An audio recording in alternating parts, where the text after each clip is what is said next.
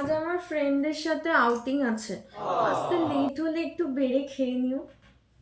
কবে থেকে প্ল্যানটা হচ্ছিল? ওই তো 1 উইক আগে ঠিক হলো। তা এত দিনে টাইম পেলে বলার, পারমিশন তো কি? কিছু না।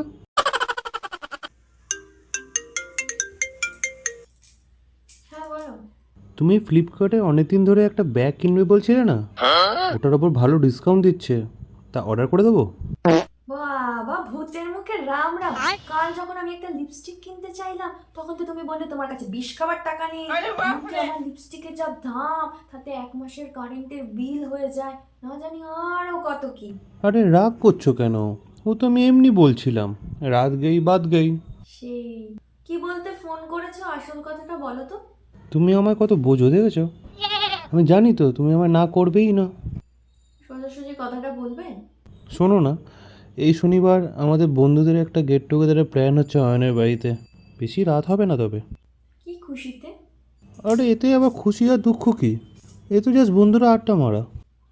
ও, তুমি বলে দাও তুমি যাবে না। হ্যাঁ? নয় হ্যাঁ।